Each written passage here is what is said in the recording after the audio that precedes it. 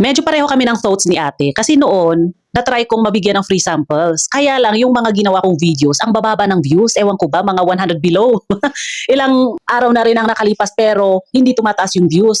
Eh ngayon dahil nahiya ako dun sa nagbigay ng samples, parang naobliga ba akong gumamit ng TikTok promote para lang tumaas yung views ng para mas maraming ma-reach yung video na ginawa ko para dun sa product. Kaya sabi ko noon, ang hirap palang mabigyan ng free sample. Talagang mauobliga ka. Oo, talagang kailangan mong i-meet yung requirements.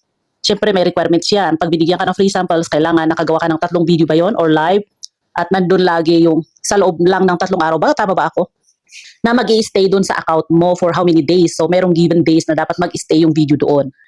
Although hindi nire-require na kailangan may benta ka sa loob ng ganitong araw, sa loob ng ganitong buwan. Pero syempre parang nahihiya ka na binigyan ka ng free samples tapos dun sa loob ng 1 linggo, 1 buwan, wala ka pang nabenta, di ba? Kaya naiintindihan ko yung kaisipan ni ate. Kasi na-experience ko na rin yan. Kaya kung minsan, takot yung iba na humingi ng free samples, nahihiya silang humingi ng free sample. Pero kung wala ka namang choice, kundi humingi, di ba? Kasi wala kang pambili, itry mong humingi dun sa alam mong maganda ang ratings ng product. Huwag kang basta-basta humihingi. Ang problema lang kasi kahit maganda yung ratings ng product, pero pagdating sa'yo, hindi mo gusto or hindi nag-work sa'yo, ganon, di ba? Kaya yung iba talagang bumibili na lang ng product na kanilang pinopromote or binibenta. At yun din ang ginagawa ko kasi nga yun yung experience ko.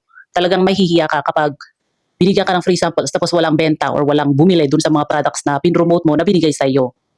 Kaya kung hindi ka komportable at alam mo sa sarili mo na gano'n ang mararamdaman mo pag may nagbigay sa'yo ng free sample, eh talaga namang mas magandang huwag ka nang humingi.